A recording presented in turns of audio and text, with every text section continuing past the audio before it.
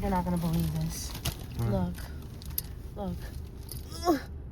Babe, turn on the light because I can't reach because of the tightness of the dress. All right, got it. Look. Because of the ash. I don't even see it. Yeah, you can't even see it on the camera or nothing. Are you sure? No, everything's good. Okay.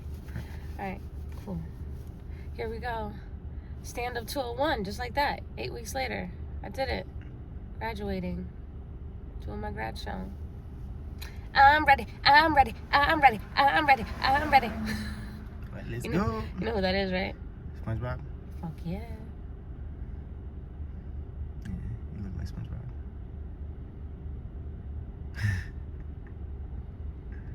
Very cute. Come on, let's go. Come on, I got a little tear in my... No, for real, let's go. It's already 6:09. Let's go. Come on.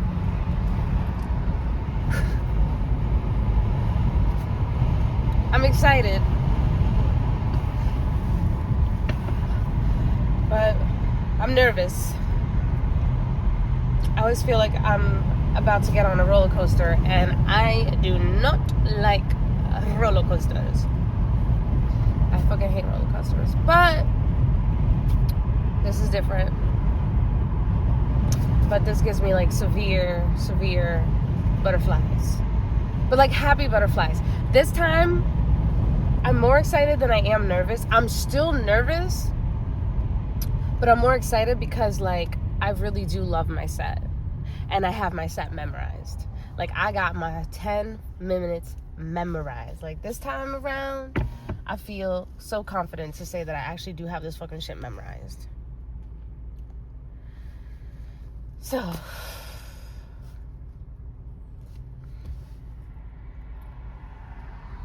how many other comedians are there? 7. Okay. And you said you're like right in the middle? I'm the middle, yeah. I'm the high point. So the roller coaster, it goes up, you know? And at the very tippy top, right before it goes, that's me at the top. I'm that moment. Because they, you know, they start like this, and then when they're at the top, everybody's like, oh shit, oh, we at the top, we about to, it's about to drop, it's about to drop. And that part, that feeling, that moment, before it drops, that's me. In this show. So, at least that's my interpretation of it. But they did the lineup with a reason. And I think that when you watch the show, I think you'll understand. So, I'm excited. I like the lineup. I like where I'm in the lineup. And I'm right in the middle. So it's like, I don't have to wait till the very end. I'm not right in the beginning. I'm just like, I'm right in the middle. You know what I mean? So I'll freak out for half of the show until I go on. And then for the other half, I'll be chilling. Yeah, so I'm doing stand-up comedy right now at the same place that Michael Blackson, y'all know him? Yeah, hilarious. At the same place where he's about to perform. This is the Steel Stacks. We're going to Arts Quest. Make a left, baby. Make a left. And so right now, this is the beginning of Christmingerdom. Okay, I don't know how you say it, but like this little Christmas village that they create every year. You can park down here where I parked the other time that I did my show. The last time I was here, I did my show right here at Arts Quest as well. And it went really well. So, I'm excited. I'm excited because I like these people. I like my Stand-Up 201 class. And shout out to all those motherfuckers that put up with all my crazy jokes. But let me tell you, I believe that I inspired everybody to dive into like their sexier side.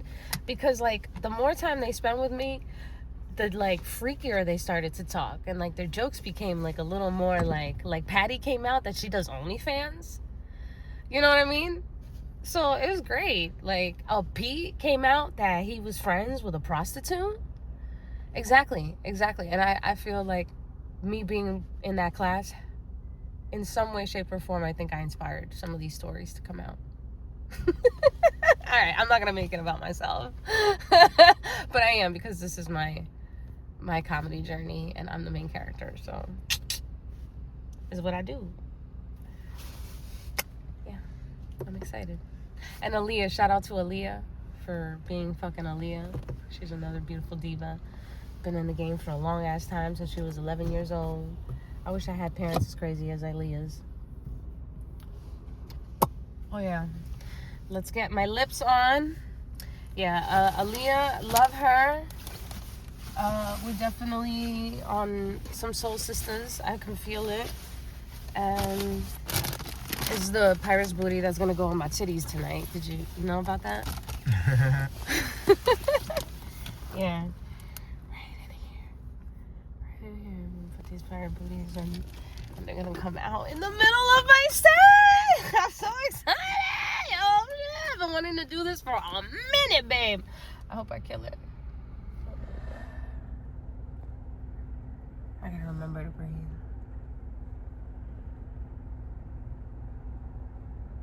That's my thing. I remember to breathe.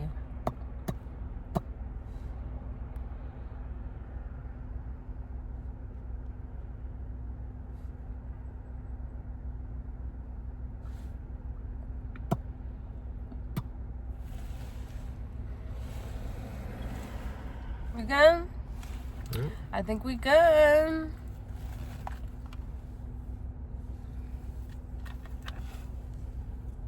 Okay. Look at these sleeve puffs. Look at these little... And it's great because I look like a cheese puff. Right? Exactly. So that's what I'm gonna have. Cheese puffs. Because I'm a cheese puff. You are a cheese puff. You are a cheese puff.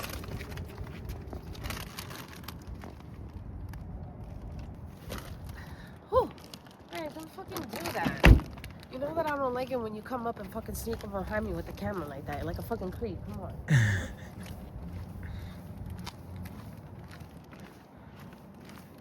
Is that liking or shit off? Yeah, it does. You already know, babe. There we go. Do you see what I'm talking about though? Like how there's like little flurries? I don't see any. Oh, a little bit. Right? No. Alright. Alright, buddy. I'm wearing my slides, but no worries. I'm changing into heels right before I get on there. Okay. That's the trick, you know? You get yourself in some fucking little slides or some booties. And then you, whew, feel cold. Oh, it's also the nervous chills. You know how I told you, like, I get cold when I'm nervous? Yeah. What? It's true. I can't help it.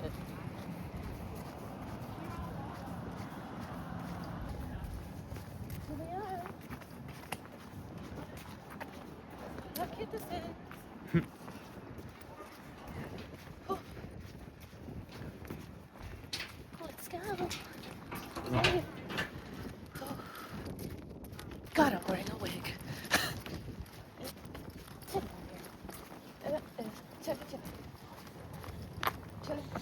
Oh, baby, look at balls.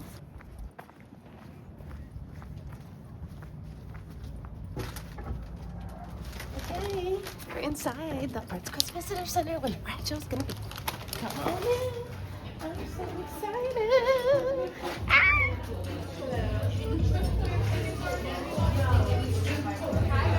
Do you have tickets already? I'm performing. Oh, amazing. Yeah. Go ahead. Yeah. What's your name? I'm Ava. Ava, I'm Angetti. Nice to meet you. Nice to meet you. Beautiful. Stop. Look at you.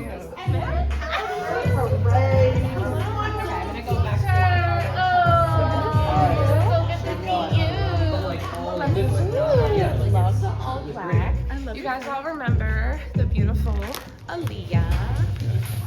Don't you wish your girlfriend was hot like me? Oh, I didn't even show you guys my outfit. Hold on.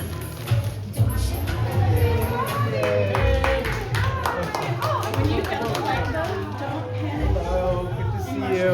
Finish your set, whatever it looks like. But mentally know that you have a minute. But don't quick wrap it up. Like literally just do your time. I don't care. I know. always thought it was cool because the two guys, the strong guys, we got to be the bottom of the pyramid every single time. Yeah. So women climbing. This is Sunshine P, everybody. She has an OnlyFans. So. Oh. How's everybody feeling? I only just don't worry about like forgetting stuff and like fucking up my whole flow. Yeah. But other than that, I feel good about That's what exactly I wrote. where I am. But yeah, when It's I always- practice, I get stumped and then I'm like, oh shit. It's always memory for nervous as hell.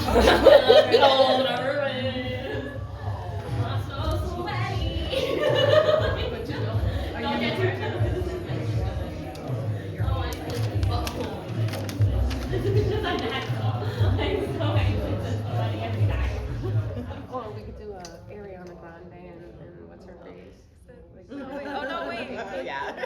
For you in the audience right now, you're gonna watch 10 minutes of pure, raw laughter and comedy. It's gonna be awesome.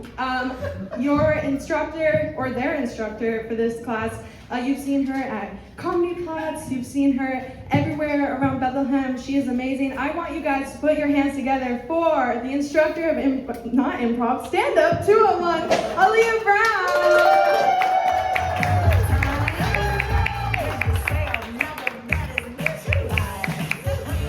Hello, everyone.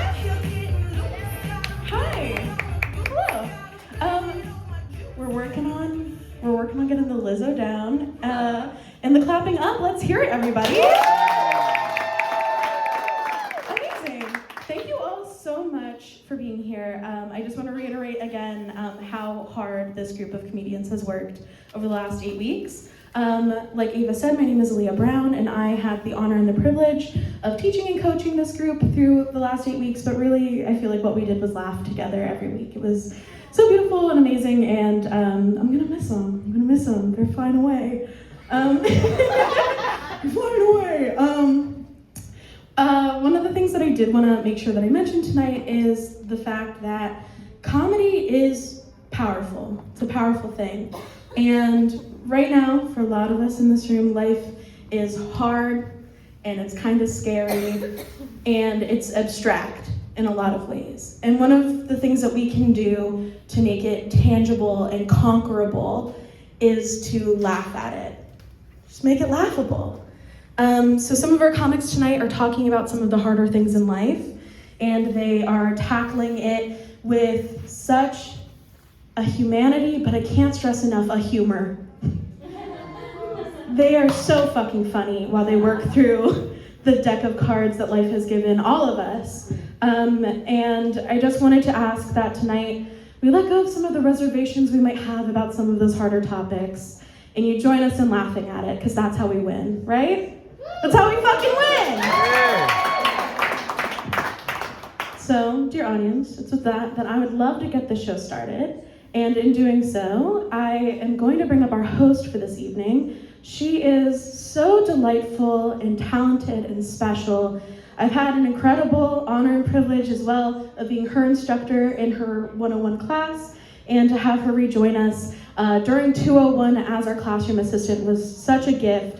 I can't stress enough how much I adore this person. Please welcome to the stage the very talented Erin Bader.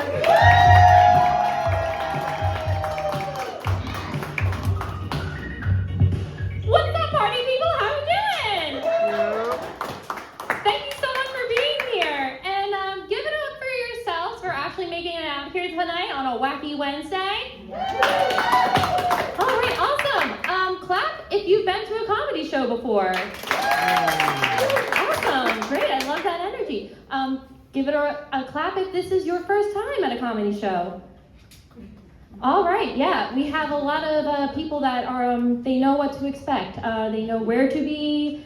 We have no spontaneous people in the audience, it sounds like. Good, awesome, all right. So, so I have the honor tonight of being able to introduce 7 very talented, thoughtful, unique, and funny people. Are you guys ready? Yeah. Clap if you know some of the audience, some of the graduates. Yeah? Oh, I love those hands graduates. Oh, wow. What an incredible use of $5. Thank you. Yeah. 6. What an incredible more use of $6. Thank you. So what I'm gonna do is I'm just gonna tell you a couple of jokes, and then I'm gonna bring out your comedians. Is that okay? Yay, awesome. Okay, so just a heads up, my name is Erin Bader, and if you had a hard time remembering that, I'll give you a couple of sayings that I like to tell people that help them remember. So, first one is, I've got some errands later. Thank you. If you didn't like that, I would tell you, no, don't be a Bader hater. And just like the Bader haters before me informed me, that my last name also sounds like the word masturbator. Yeah. Thank you. I'll be here till I'm not. Some of you may sense a little bit of like a nervous energy about me. And I just want you to know that I'm fine. And we will get through this together. It's just that you all are staring at me, which is unusual because I'm a middle child. I hear some awes. It's okay. I'm fine. I'm fine. I hear some laughter, which makes me think there are middle children out here, and I just want you to know that I hear you. I know your parents didn't, but I do, okay? I got you. Yeah, I'm a middle child, and I'm also an Irish triplet, which means that my parents had 3 girls in 2 years. AKA, my parents get busy. And divorced. Yeah, they thought they treated condoms like they were a suggestion. And marriage like it was a group project.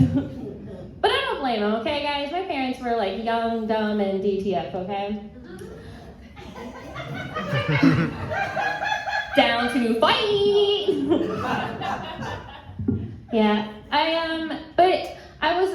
so growing up with 2 sisters so close in age was tough because I didn't get hand-me-downs. I got hand-me-sideways. Which is a lot harder than it sounds because my older sister was like a goth emo kid. Yeah. My younger sister was a nerd. And then I was a mediocre athlete. So we looked like the cast of Breakfast Club. If detention was held in a minivan. Yeah. I grew up in the same town that my dad did. And his dad did. And his dad did, and his dad did, but his dad did not. Yeah, once I heard that dad grew up in Virginia, I said, oh, I'm good.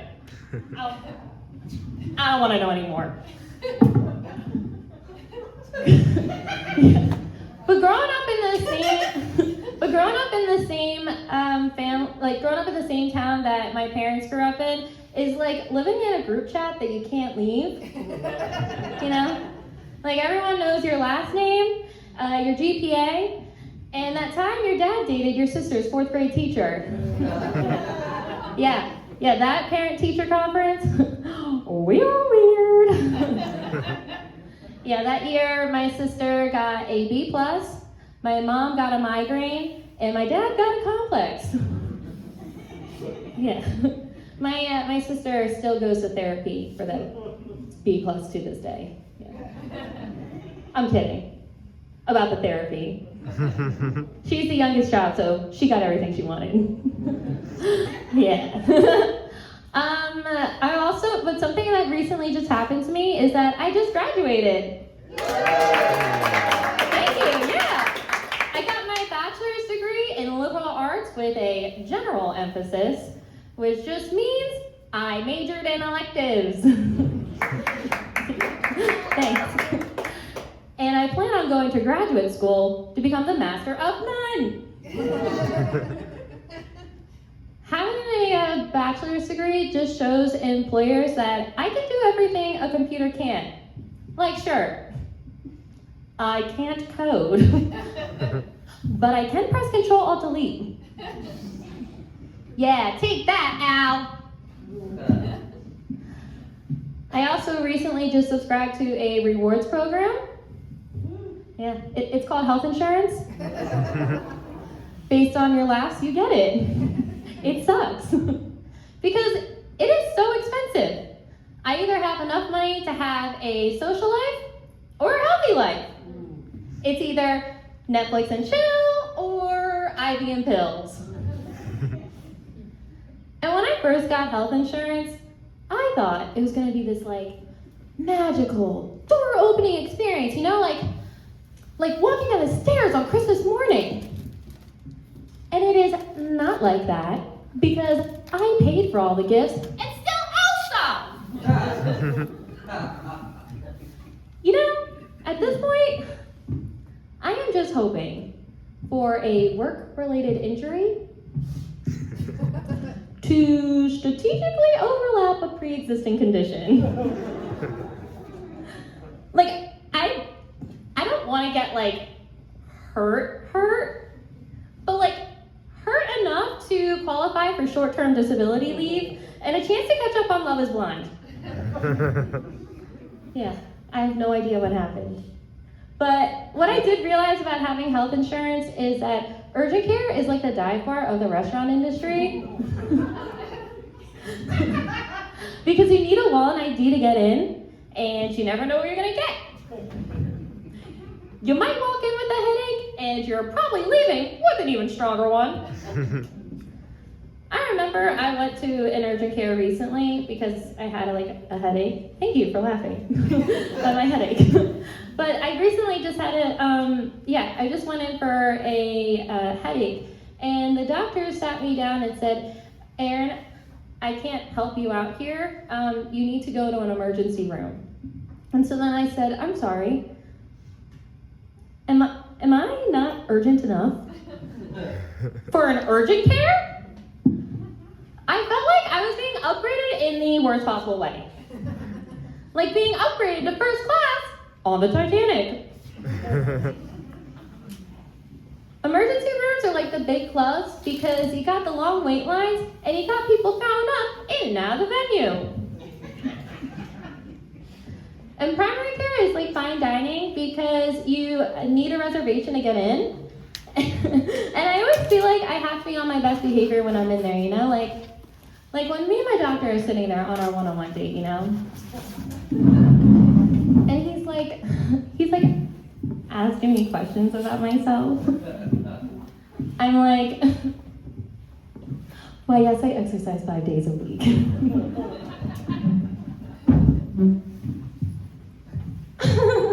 "Well, yes, I drink 8 cups of water a day."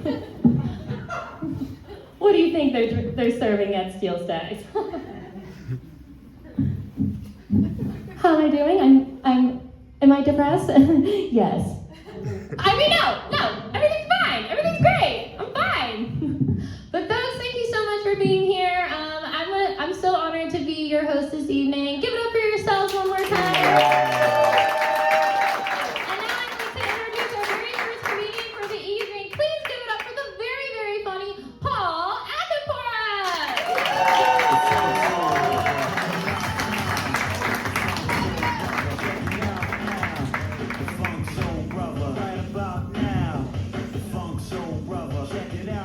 Hey everybody, let's do this. Good evening.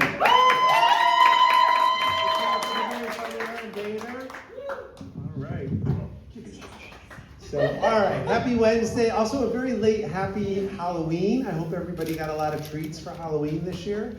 I have to, good. I hope this is one of them. I have to confess that I waited to the last minute to buy candy for Halloween, so I ended up running into the Walgreens on the way home from work. It's 5 o'clock in the afternoon, and of course, there wasn't really much left to choose from. So the first 6 kids in our neighborhood, they got the full-size Hershey chocolate bars, but everybody after that got rectal thermometers because they were on sale.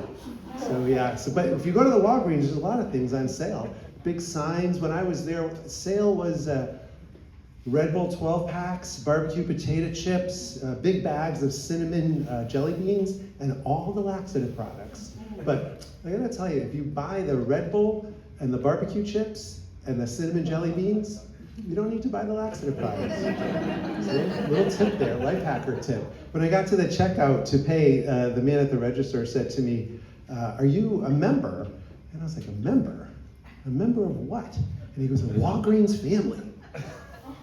So the Walgreens family had to pay $24 million in fines for discriminating against 10,000 black employees. They had to pay $300 million in fine for basically stealing from Medicaid. And a federal jury found the Walgreens family, and I quote, substantially responsible for the opioid crisis in America.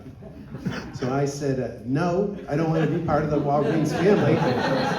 And he said, if you join with your email address, you get 50% off your purchase. And I said, hey, I'm pandabear1963 at hotmail.com.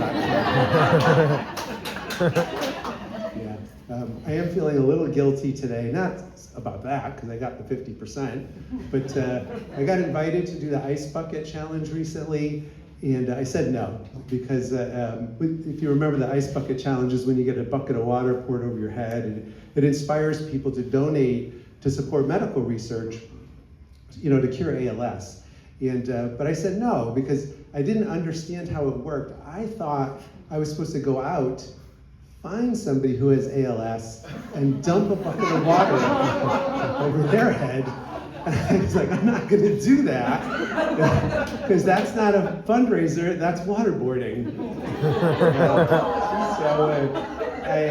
All these fundraisers, they just make me a little uncomfortable. They're ridiculous and weird, but then, when we do something together to help one another, even when it's ridiculous, it's worth it. So that's why this year I'm gonna do the ALS walkathon, and then after that, I think there's a cigar night for the Lung Association. Yeah, and then a pigeon shoot for the Humane Society, which should be good. Name that tune for the hearing impaired. Really excited about that. But here's a ridiculous thing. Yeah, an additional 2% tax on Americans who have a $50 million net worth or more would bring in $2 trillion for medical research. But I don't think we should do that. I think we should do mimes for the blind. I think that's really going to solve our problems. I looked at the newspaper this morning. Charlie Kirk is still in the news. So Charlie Kirk, God rest his soul, but a lot of people are comparing Charlie Kirk to Jesus Christ. And I'm Catholic, and so Jesus Christ died 3 days later, rose from the dead. Charlie Kirk's been gone for about a month. Has anybody seen him?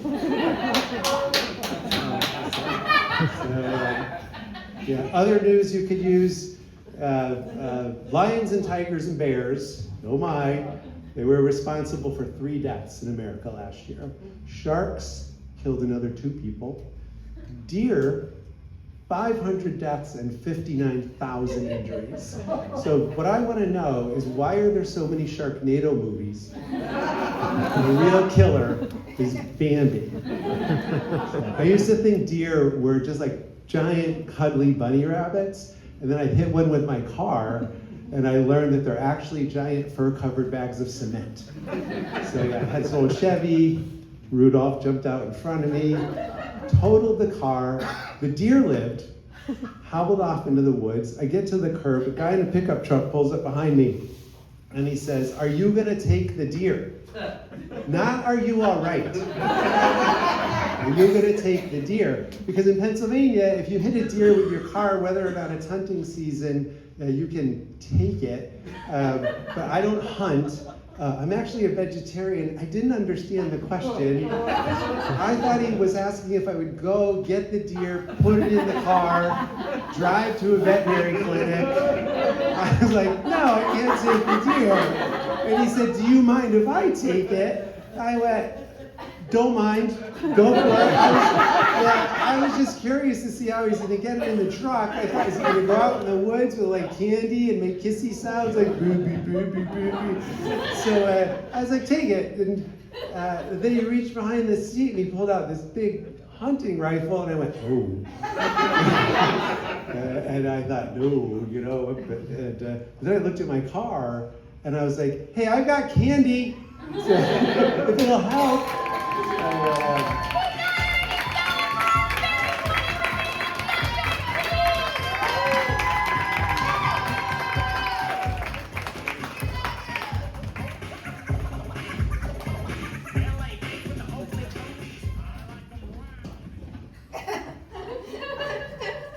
Hello. Thank you all for being here. My name is Sunshine P. I chose that name because I want to be light, warm, and a positive person. And it was between that or 5-Star Patty, but that would conflict with my OnlyFans page. My daughter overheard me telling my stage name to my husband, and she looked at her friend and said, don't worry, my mom doesn't have an OnlyFans page. She's only kidding. And I said, who are you kidding? College is expensive. Where do you think I'm getting the extra cash from?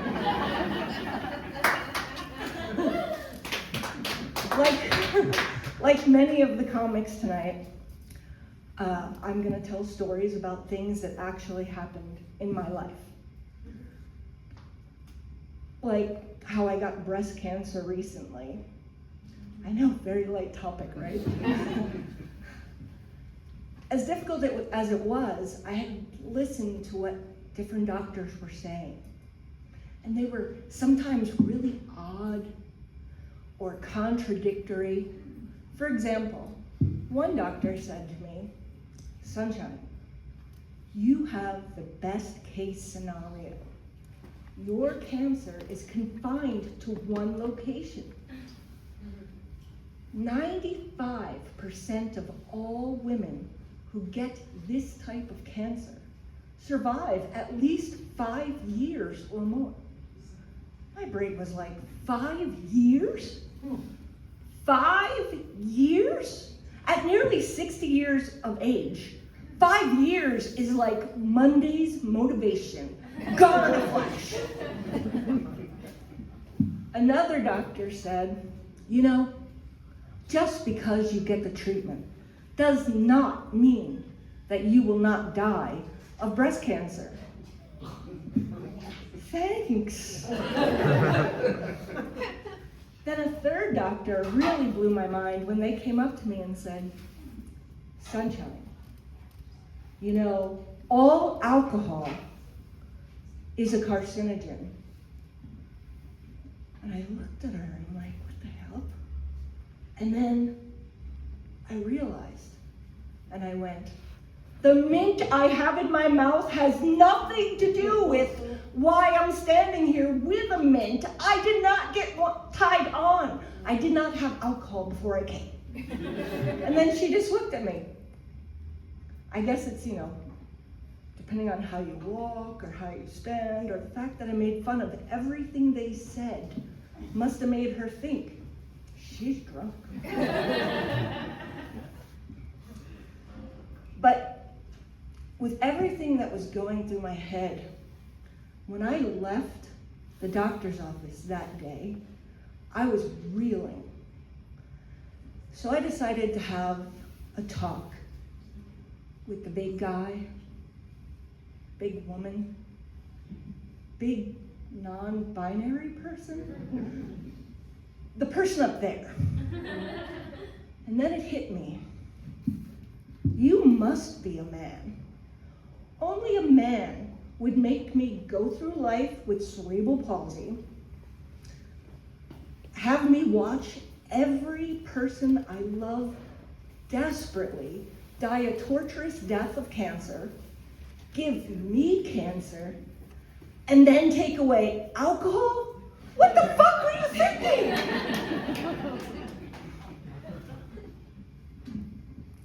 So every week, when you're going through radiation, you have to go and see a radiologist. And it would always stress me out And as you can tell, I don't really do things quite normally. I got in the room and he made me wait a little too long. So I drew a big smiley face on my lady bump.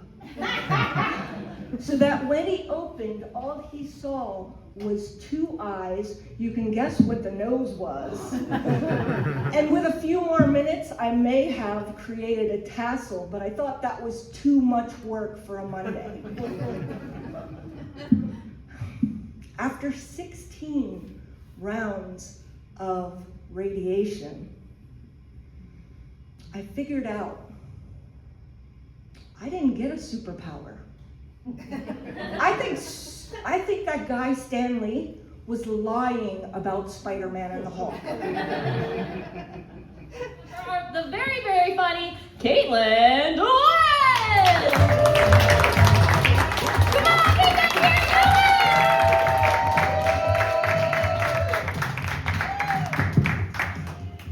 Hey. How's everyone doing tonight? So a lot of people have been telling me lately that I look like Pam Beasley from The Office.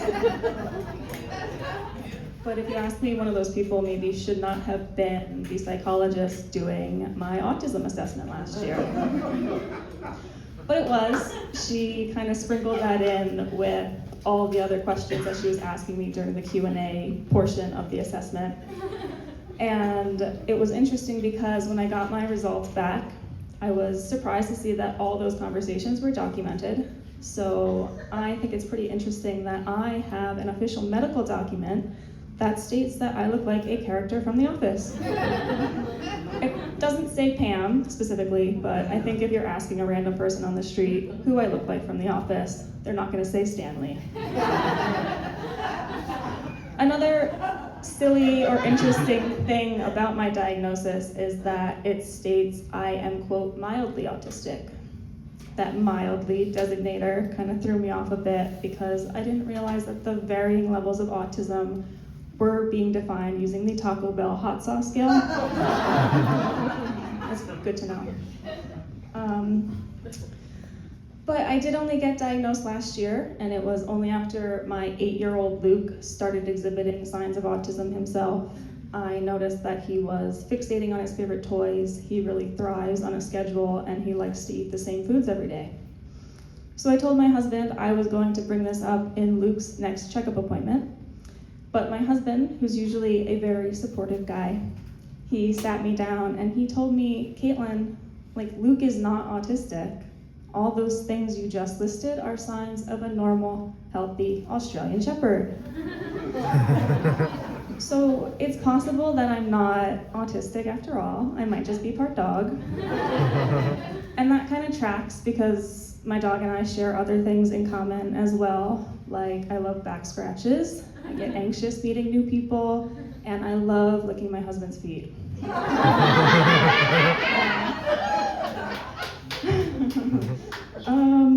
But yeah.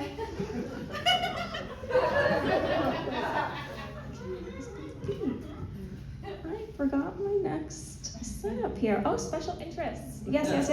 One of the things that actually did tip me off to my autism is the concept of a special interest. So for those of you who don't know what a special interest is, it's like a normal interest like you guys all have, but just a little bit more special.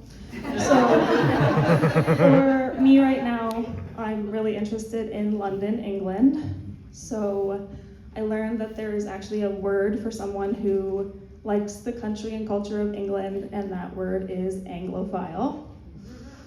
But I don't love that word. I think it sounds kind of gross. I think it sounds more like someone who's into fishing, like an angler, and I'm not a fisherman, so I don't like that word. But it could be worse. I could be a Francophile. A Francophile is someone who's really into the country of France, but again, to me, sounds more like someone who likes things named Frank. Like, if I were a Francophile, I would really like Frank Sinatra, Frank Lloyd Wright, hot dogs,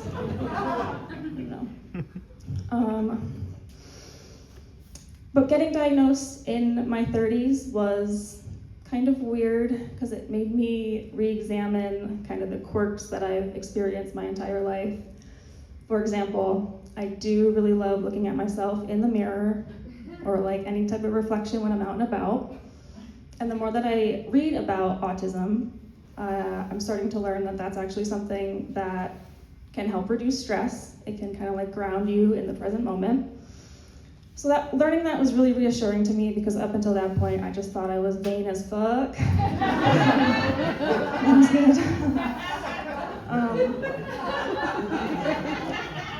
But I guess it's possible to be both autistic and vain. Like, I don't know, I'm not a doctor, but probably not mutually exclusive. Because I do think I am kind of vain. I have been thinking about moving to a bigger city that has good public transportation, only for the fact that I get the best compliments from men on public transportation. Yeah, so I was in Portland, Oregon, and this man on a bus told me that I had eyes like the ocean. So poetic, like my husband wishes. But unfortunately for you all, because I hate making eye contact, you will never get to fully experience my beautiful ocean eyes. Another man on the subway in New York City told me that I look like the following 4 women. He told me I look like Billie Eilish, Jennifer Garner, Doris Day, and Meryl Streep. This man was also very visibly high, so I think he was just naming all the famous white women he could think of in that moment. But this same man also told my husband that he looked like Al Borland, who is Tim Allen's sidekick in the 90s sitcom Home Improvement. Yeah, and when my husband has his full beard, like that's a pretty dead-on description of my husband. So because that's so accurate, I am kind of inclined to agree with this man's assessment of myself as well. And like, you know, maybe I am as pretty and talented and successful as the youngest 2-time Oscar winner Billie Eilish. Like, it's possible. It's your next comedian! Please give it up for Aunt Jenny! Keep that energy up!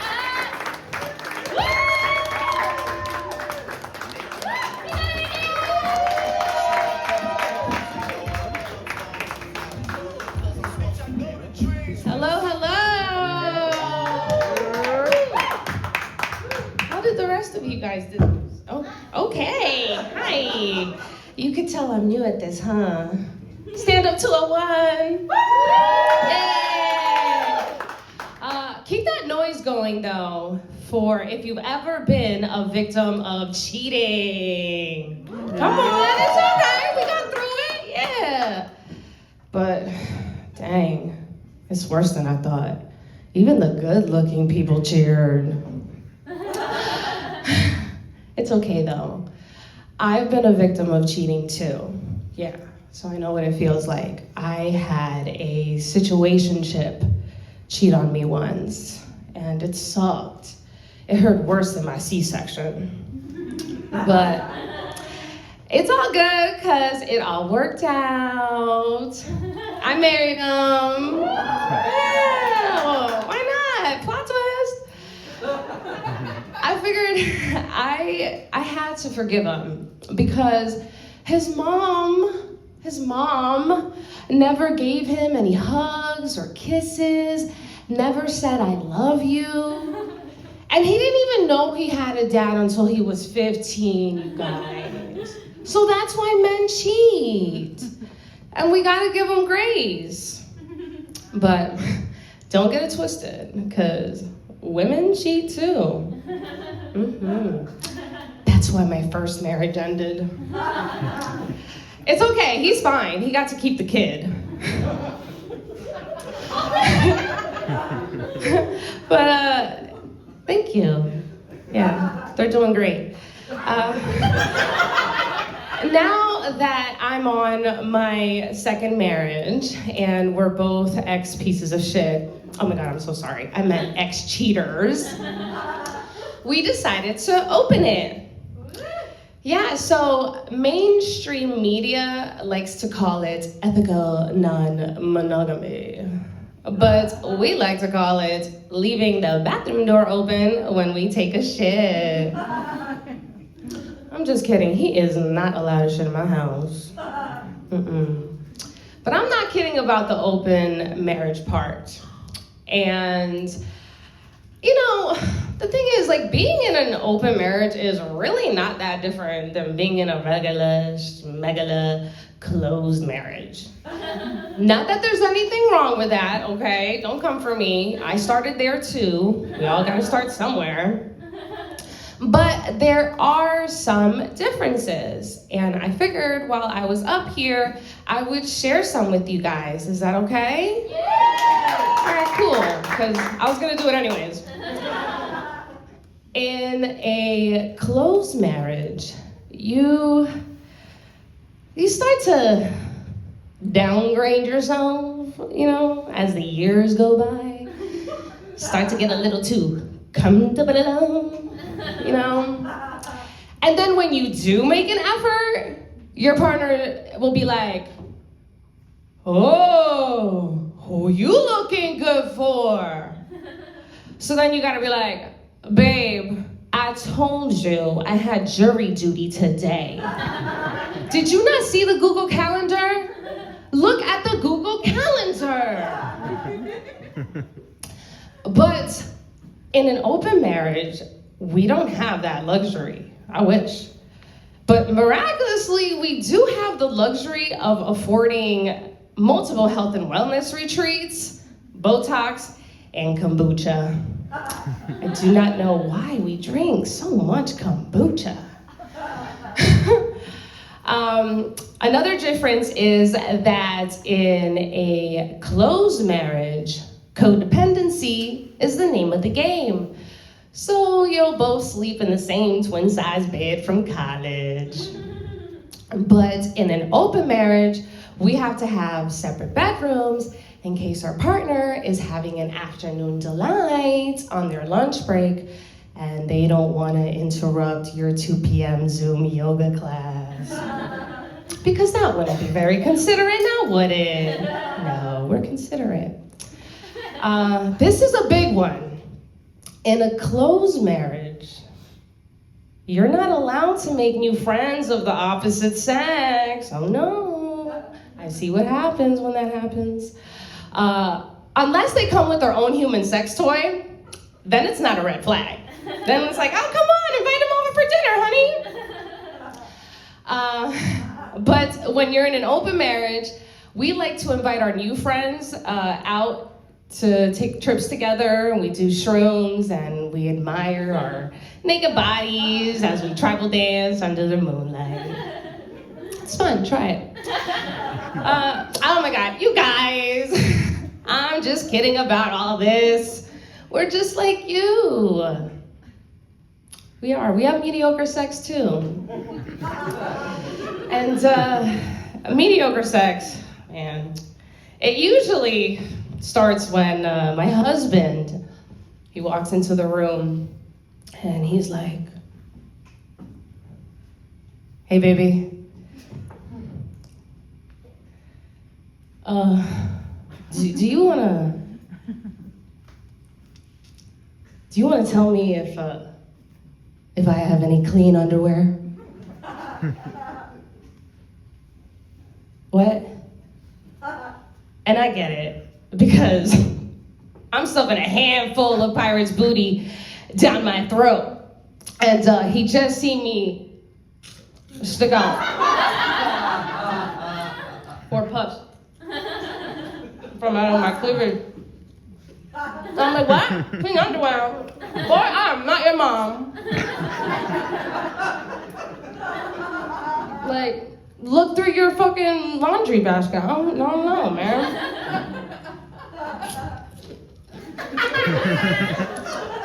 Yeah, I'm giving my finger a serious BJ.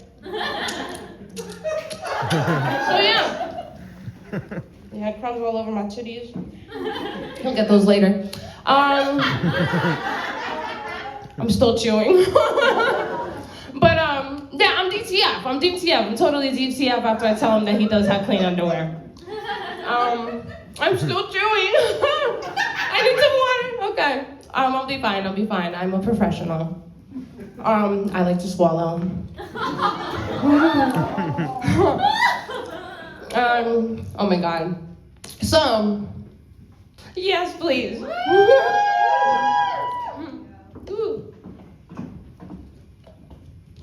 I know I made it look easy, but that was hard. So after we have this the mediocre sex, right, and we get done and everything, it's cool. I realized on this journey, one of my biggest takeaways is that jealousy turns me on. Yeah.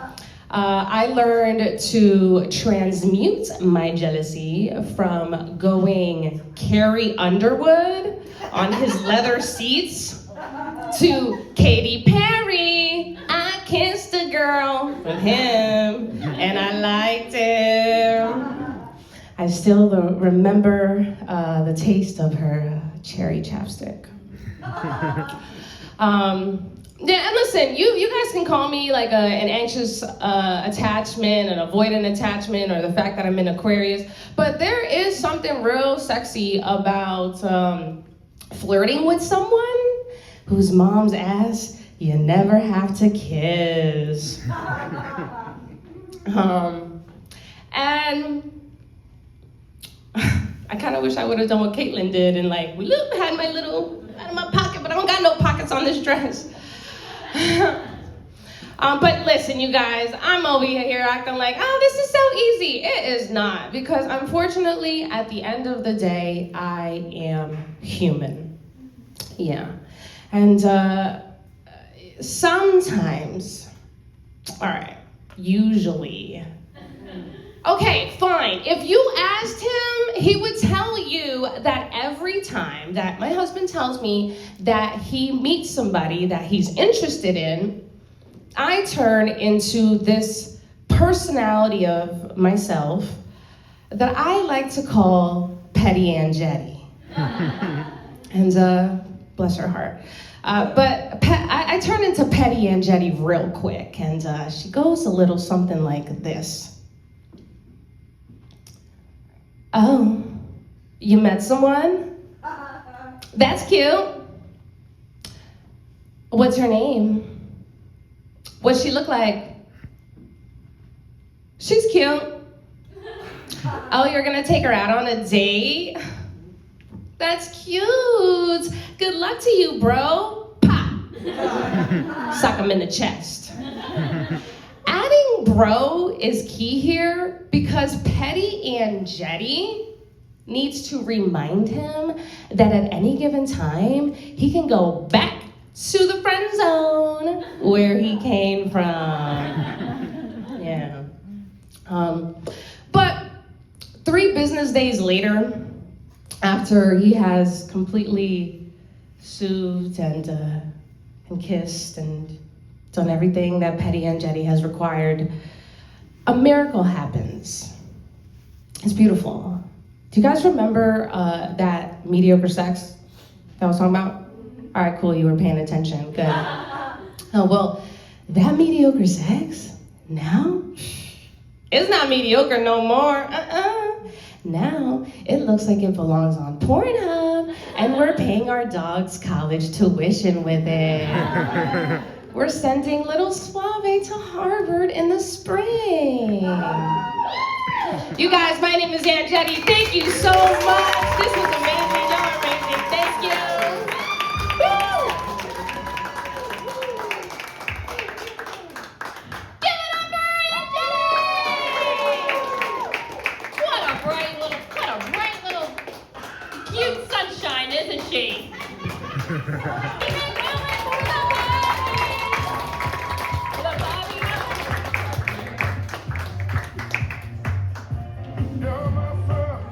Thanks, Aaron. Thank you, Aaliyah, and all my other classmates, and thank you all for coming out here and helping us out. We really appreciate this.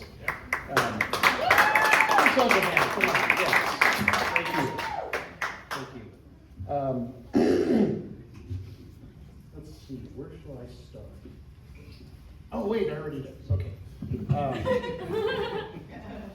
I'm here just to say a few words, which, of course, if you ask even a budding comic to say a few words, it's kind of like asking, I don't know, the mother of the bride to say a few words about who should be on the guest list.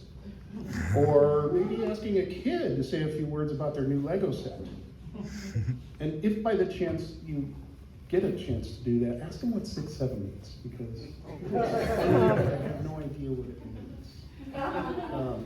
So yes, it's all about words, but it's not about individual words, it's about our understanding of language, and that's what I'm here to talk about today. See, I had a career of indeterminate length, and in business, and I got to go around the world, and I got to talk to people from other countries, and I ended up working with people from other countries, and sometimes at their offices, and it was fantastic. And the thing that happened, I would always try and learn a few words of their language. You know, I'd learn yes and no, I'd learn please and thank you, I'd learn that's not mine, officer. You know, just, I had to learn the essentials. But they were always very nice to me. Everybody I met from every other country has always been fantastic to me. And so I thought, okay, I'll bring that home, and I'm just gonna be nice to anybody coming to our country and trying to speak, learn English, contribute, etc., whatever, even if they're just on a business trip. And so I've been trying to put that into effect. But individual words and early speakers of languages, and not just English, they tend to have problems with phrases like idioms, things that mean something other than what they actually say. So let me give you an example. So I'm going to pretend, for instance, that I am from another country, and I've come here to the U.S., and I'm going to go to work my first day on the job, right? But I only know the language a little bit. Like, I can translate most words word for word. I don't have a grasp on all the big stuff.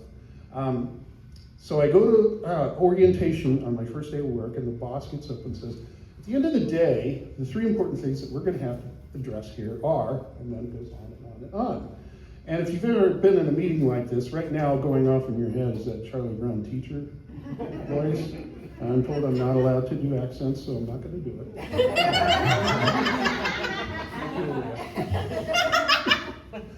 But, so while all that's going on in your head, what's going on in my head, okay, a quarter of it is that, but at the end of the day, I know what those words mean. They're small words too. And I know what at the end of the day means. It's 5 o'clock, right? At the end of the day, it's 5 o'clock. Well, at the end of the day is sort of a throwaway American business term that means whenever. And whenever, depending on the things I'm about to tell you. But here's me, dealing with at the end of the day, and I think I figured it out. But then I start to wonder, is the end of the day really 5 o'clock or is it midnight? Are we gonna have to work late? It sounds like we have a lot of stuff to do. So eventually the boss stops and I go back to work with the rest of my colleagues for some indeterminate amount of time. And this is what I call, though, a level 1 idiom. Level 1 means, it doesn't mean what it says, but it means something pretty close, and you probably have a phrase for it in your native language, whatever that might be. Please give it up for Misha!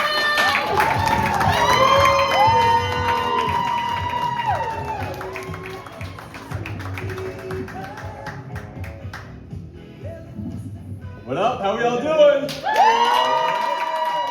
What a great night. Appreciate y'all being here. So I went to college on that hill right behind me, Lehigh, right? Finer institution of higher education. That's where I learned to shotgun natty lights and black out every weekend. These days, the only thing I use alcohol for is to clean my bong.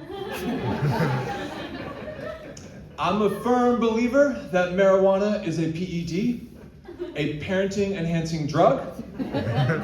It pairs best with a more responsible partner. Luckily, my wife is from Bosnia, and Eastern Europeans are a totally different brand of whites. Eastern Europeans are confident, direct, and stoic. I am insecure, indirect, and terrified of confrontation. A true basic Connecticut white. We gotta go higher here. We're not gonna do it. My oldest brother is a doctor. My other brother is a lawyer. And I am an exceptionally sweaty man-child. Recently, my wife and kids went away for 5 days. And it's not what I did, it's what I didn't do. I'd use a glass, I'd leave that baby out. By day 4, I was eating out of a serving dish and drinking from the liquid measuring cup.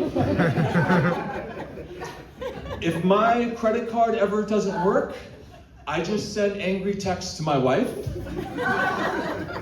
She handles the finance department. She takes my cute little nonprofit check and files it right behind her 4th corporate bonus under miscellaneous school supplies.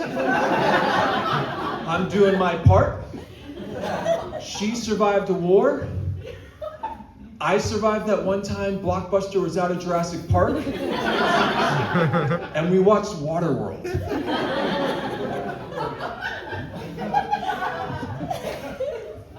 But that's why our marriage works. She brings grit, and I bring a 10-step morning routine for men with no real problems.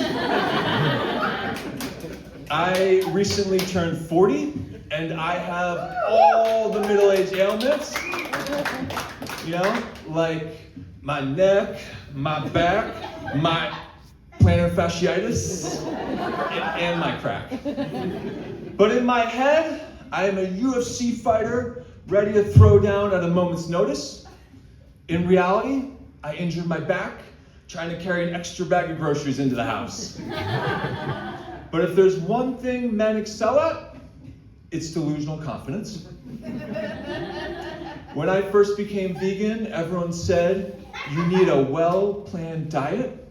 So I drank a gallon of chocolate soy milk and ate 9 Cliff Bars a night. Eventually I saw my dentist and I found out that I had more cavities than teeth. And I was shocked, like genuinely confused.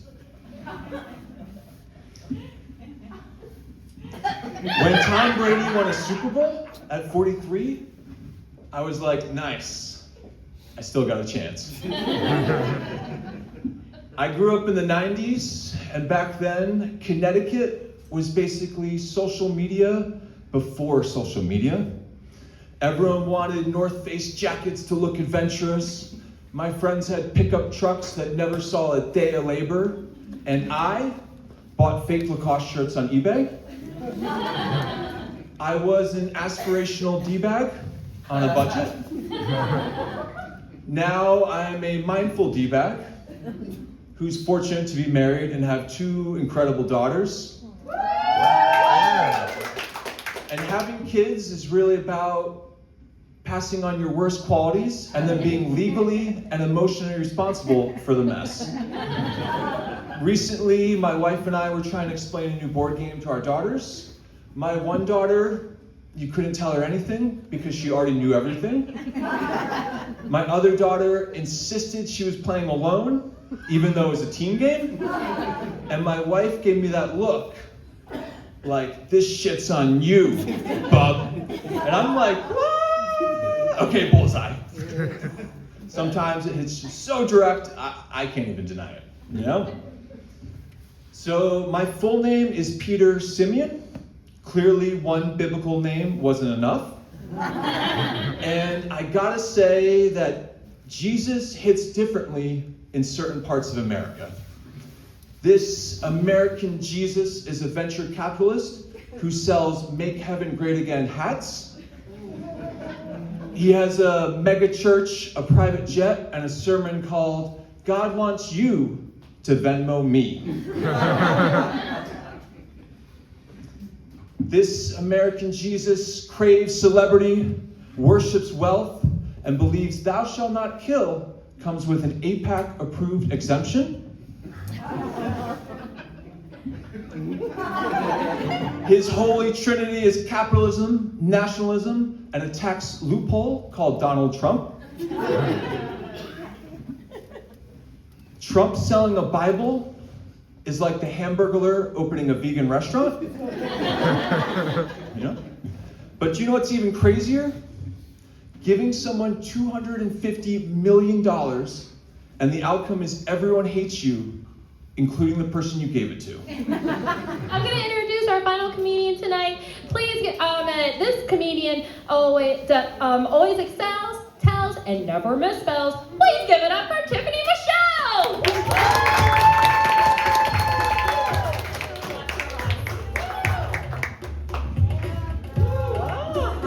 Hi everyone. Hello. Thank you so much for coming out tonight. Thank you, Aaron. Thank you to my classmates. I think they did amazing. I mean, is this not the best stand-up comedy 201 workshop graduation show that you have ever been to? I think it might be. Thank you to our teacher, Aaliyah. She was honestly so amazing. We couldn't do without her. She's a really talented teacher. She is so good at balance and being nice to us, but also giving us that feedback that we need as new comics. I remember I would tell her a new joke and she would say something like, I love that joke is over because it sucked. And that really helps me to grow as a comedian. Yeah, I thank you mostly to all of you for coming out tonight to see us. It really means a lot to us. And I know that actually coming to a comedy show these days can be kind of stressful and tense. Comedians are talking about edgy topics and we live in a very divided area, but don't worry, I don't like to be like that. I like to unify people. And that's why I think we should all go around the room and say who we voted for. For president. I think that will bring us closer. I know that that's rude to ask people because that's what they tell me when I ask them. I'm just curious, I'm just nosy, and I'll tell you my business. Yeah, I don't like Trump. I hate that he called himself a king because now I have to spend my weekends at no king's protests and it's getting cold. So that sucks. Yeah, I don't like him, but I don't hate Trump supporters, and I mean that with all sincerity. Trump supporters are my neighbors, they're my line dancing instructors, they're my friends with boats. So, I could never hate them. I don't know about you guys, but I always just find it a little bit easier to tolerate racism when I'm on a boat. It's stop it, Chad, you're crazy. I did learn a lot in this 201 workshop, but one thing I didn't really learn was how to transition between jokes, so that's something I'm still working on. Some of the transitions will be really good, some of them will not be so good. So, speaking of racism on boats, did you guys have a good Halloween? Yeah, I did. Another thing I need to work on is crowd work. When the comedian talks to the crowd. I'm not really good at it. It's probably not going to be fun for you, but I promise it'll be worse for me. Okay. You, sir, did you dress up for Halloween this year? No, I didn't. Fuck. Did you dress up for Halloween? No. Damn it. Raise your hand if you dressed up for Halloween. Thank you, Lisa. What were you? I was the Easter Bunny and I handed out eggs to trick-or-treaters. That's so cute. Wow. Me too, actually.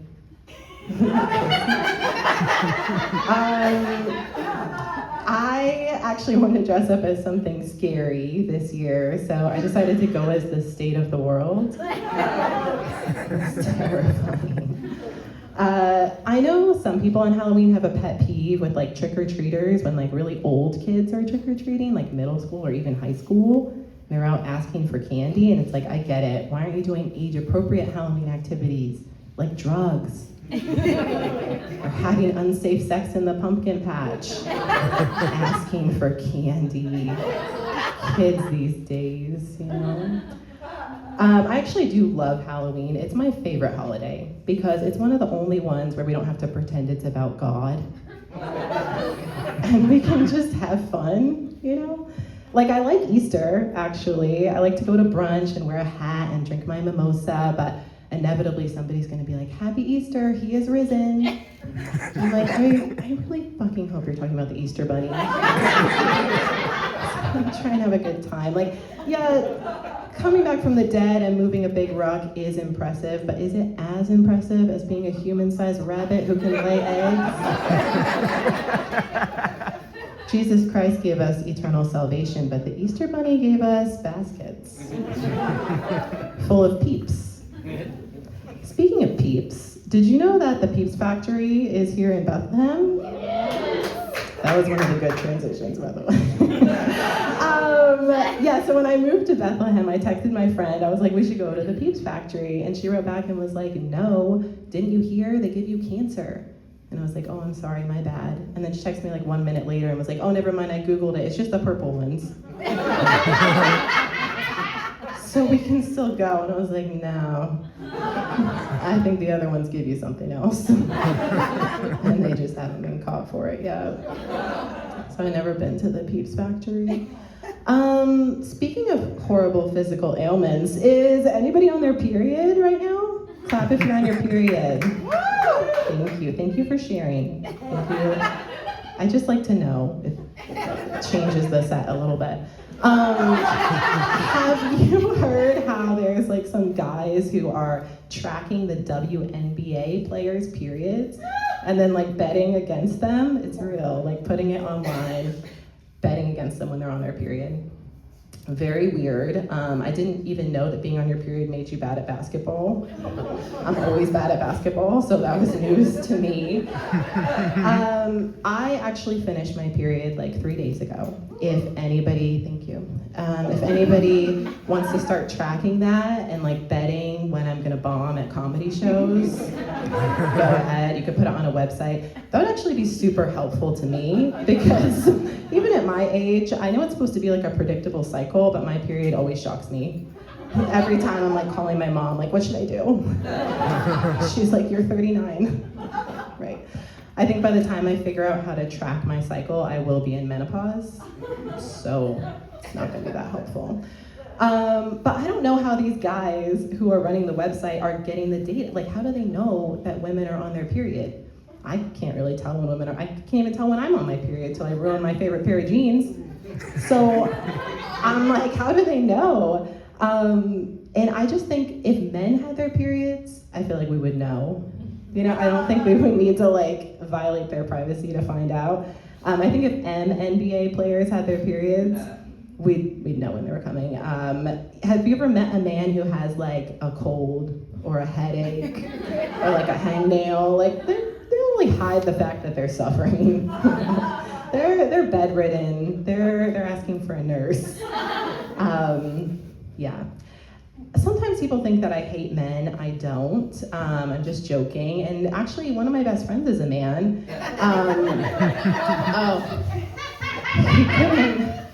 He couldn't be here tonight because he has a paper cut. So he's on the way to the hospital right now. Thoughts and prayers, please. You know, speaking of paper cuts, sometimes kids get those. And now I'll tell you some jokes about my kids. Nailed it, yes. I have 2 little kids. It's great, I guess. I did it because people told me that it would be the best way to experience unconditional love. And that is true. Like, I do love them unconditionally. I just didn't know that it was one-sided unconditional love. Like, their love for me is so conditional. If I take the purple peeps out of my daughter's Easter basket because I want her to live, she will start screaming, I don't love you anymore. If I had known that having kids was just being obsessed with someone who doesn't give a shit about you, I wouldn't have done it. I already had that relationship with Beyonce. But I try to be a good mom. I try to take my kids out to do fun things. Like, we've been going to the Science Center a lot. You guys know the Science Center in Allentown? Yeah, it's fun. They have like 5 otters imprisoned there. My daughter's obsessed with it. She likes to go stare at the otters. We spend a lot of time there on the weekends. But one day recently, I took a personal day from work. My daughter, she's 4, she's like, what are you gonna do today? I was like, I don't know. And then she was like, you wouldn't go to the science center without me, would you? And I was like, oh, no, honey, I would never go to the science center without you, because the science center sucks. If you ever see me alone at the science center, call somebody. I am not okay. I am a danger to myself and otters. But I'll end on a positive note. Sometimes it's cute there. Sometimes she makes friends, like when we're out at the science center. And last time we were there, her and this other little girl were watching the otters like try to drown themselves or whatever they're doing in there. And they started like bonding and talking. My daughter came over to me. She was like, Mom, I love her. This is my new best friend. Can she come to my house? And I was like, oh, okay, honey. Just go and ask her parents who they voted for, and if they have a vote. Thank you so much.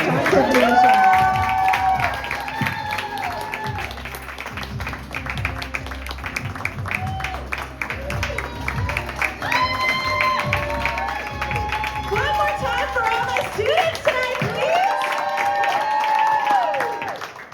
please. Tiffany was so right when she said that this was one of the best stand-up 201 class, workshop, whatever mouth of words she spilled out to you guys. I am so proud of this crew, and so proud of you all for knowing them. Good work on you guys. Finding them or birthing them or however you came across these people.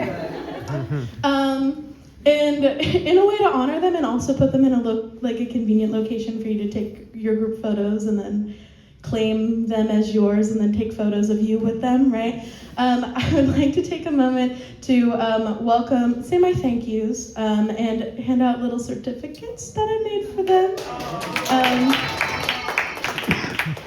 Before I do that though, I would like to give a special shout out. Everything at Arts Quest happens because of an amazing set of staff and volunteers. So tonight we unfortunately do not have any volunteers with us. We have incredible event staff security. Please give it up for Adam. Thank you to Adam for being here. And we also have 2 staffers with us tonight. We have Amelia and Ava. Please give it up for them. Them and others work behind the scenes to make fun shit happen all the time. So if you find yourself back on campus during Chris Kindle Mart or any of the other silly things that we do here, stop someone and say thanks, because it's a nice thing. And in the spirit of saying thanks, I'd like to first thank and acknowledge our classroom assistant, Erin Bader. Onto the stage. Yay! And then Ava, if you could please start the special song. Perfect, yay! This first thank you goes to Polly Campora.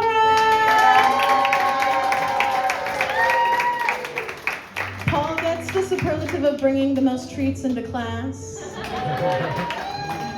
He brought bonbons one time, like those fancy welfare people get. Coming up to the stage next is Patty Gazillia, otherwise known as Sunshine P. You got this, queen. One more time for Patty. Patty, you win the superlative I didn't plan these superlatives. You win the superlative for the person I had to tell the most, stop being mean to yourself and tell the joke. That's for Patty. My next person that I would like to say thank you to and give their certificate is Caitlin Dresman-Playford. Yay! Caitlin, you get the superlative for the person who looks the least like a Friends character. Congratulations to you. Coming up to the stage for the next thank you, I'd like to give it up for Bob Novak. Bob, Rob. Thank you. I don't know why I'm shaking your hand and no one else's. But Rob, your superlative is the person who I think has taught us the most, like, real life information. I feel so much smarter now. Coming up to the stage for their thank you, please give it up for Anjadi.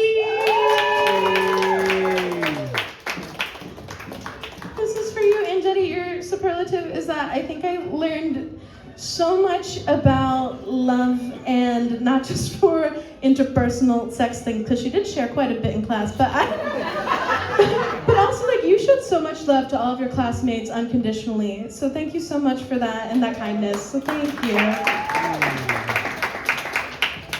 Coming up next, please give it up and say thank you to Peter. Bye! Thank you, Pete.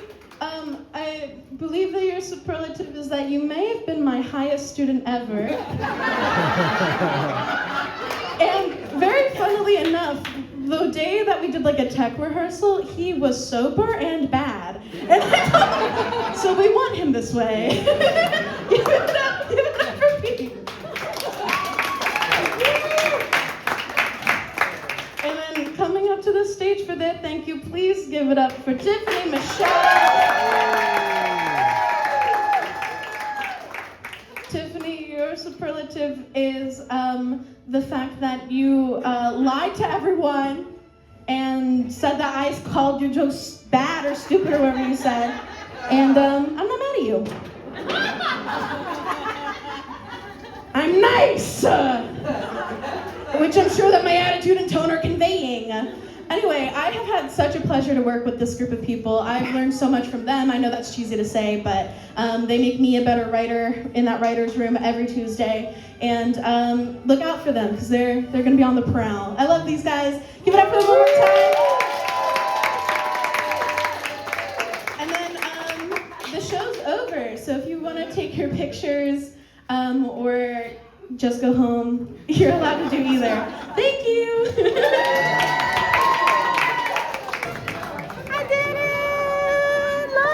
Certificate. Look, Mom, I graduated. I'm educated. Come here.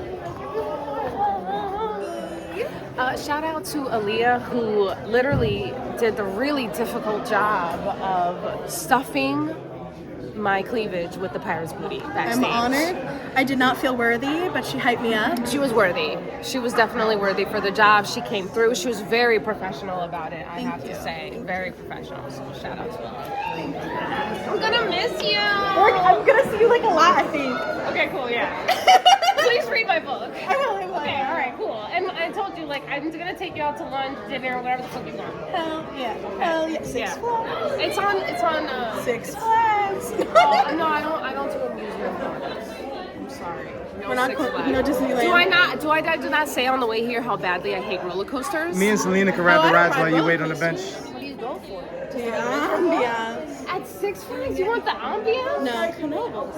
Okay, I'll do Knoebels. Yeah. But not, I won't go. We're going to Knoebels. But I won't get on the Ferris. I won't get on the Ferris wheel. We don't have because to. I made them stop the Ferris wheel last time I was at Knoebels, and I got like I was like, get me off this Ferris wheel right now. You can't be the only person. I can't. There's no way. Yeah. Good job. Oh, another one. She likes me. Good night. Good friends of me. You do literally such a good friend of You me. nailed that DTF joke. think so? Hell yeah. Okay. You nailed it. Nailed it. And the nervous energy one gets everyone every time. So You did too. I was such a proud little teaching assistant up there. I was like, if anyone can bring the energy up, it's me. Oh yeah. Oh yeah. I literally choked though, almost felt a cheek punch. Oh my god, I saw that. I didn't realize how dry my mouth was because I'm high. And then I'm nervous.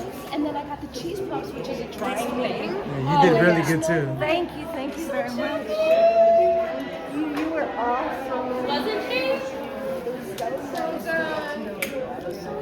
Email me your phone number because I want to start a women's open mic. I would love that. Will you come? I will. Okay, Without a doubt. Come. Yeah. I will. So, everybody be on the lookout for Sush IP. Follow her OnlyFans. I'm going to link it onto the comments. Love you guys. Sush IP is hilarious. She got to send her kid to college, okay? I do. Support. I do. That's Support. true. Nice to meet you Nice to again. meet you too. You guys, the three ladies here, you guys have such personality on stage. You're just like glowing up there, and I'm just like, I'm here too. Are you kidding me? You should see the photos that Aaliyah got of you. They are so great. You should see them too, Aunt Jetty. Aunt Jetty, she got such great photos of you. Oh, I saw some that Yeah. Can we all stay in touch, Actually, please? just even earlier when we were just sitting around, I'm like, this is where you find stories to tell when you're like, hey, this happened, or I was at the doctor's, or I was at a funeral, and then it gets funny. So I love that. I couldn't agree thank you more. for sharing. Well, I I love went the to Catholic camaraderie. school too. I don't think I ever told you. Oh God, yeah, Yeah. we're survivors. Yeah, we are survivors. But you see what happens to extremes when you send your kids to Catholic school. Anything can happen. Is your wife here? No, not tonight. Oh, she gets me 24 hours a day. She's like, you go with your I people. wanted to meet her and tell her how lucky she is. You are too kind. Did. So I I'm telling did that I all the not, time. babe? Did I not say? You did. I wanted to meet your wife so I could She be is like, special. you are lucky to have Paul. In case, like, no one's ever told you that. I will. Tell her all the time.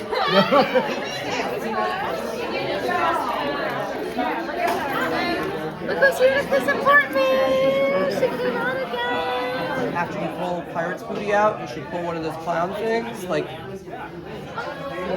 that. And then you can even attach something funny to it at the end if you wanted. Like, I don't know. A little tip? I mean, you could if you want, that'd be funny.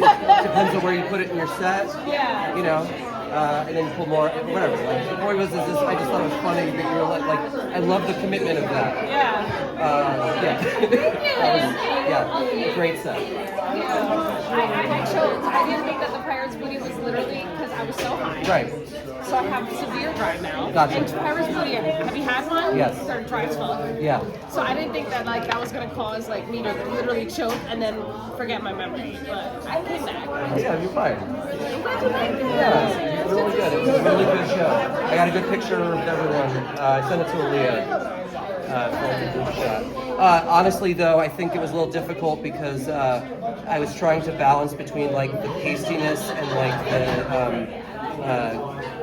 the skin tones on the other side, and I wasn't sure how to balance it. So I did my best, but I feel like you come out unfortunately not the best in this one, and I tried it. I actually like it.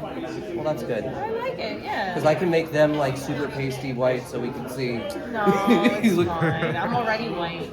Oh, I forgot I was gonna mention that I look like a cheese puff. Dang it. It's alright. Yeah, so we're always remember shit after, right? Yeah. Oh, it's a comedy game, man. Yeah, keep working on it. But I feel dead. Yeah, you should. Lisa! You guys, this is not traditional. Lisa! Oh, we're filming things. Oh, yeah. Are you okay with filming? I don't care. Okay. Yeah. Lisa is also a comedian, so it's good to have your love and support. Who's my husband? Hello, husband. Hello, good to meet you. Lisa, she used to do stand-up on cruises. Yeah, isn't that fucking cool? I know. She hates that I bring it up, but I think it's really fucking cool. I would love to do that one day. How did you like it? It was great. It was great. It was good to see a familiar face up there. I'm glad. Sit in the front and laugh very loud. Yeah. That's what I do. I was like, good. She's got a good cackle. That's what we need. You know, we need that. You don't gotta go home, but you gotta get the hell up out of here. Off to the strip club. Timers. You killed it the other night. Oh, thank you. I forgot to mention that. Oh, well. Yeah. So did you. I wouldn't be able to do it. So I feel you when you were like, oh my gosh, it's been 18, because I've done an open mic like that where I was like, why did you let me talk at people for 20 minutes?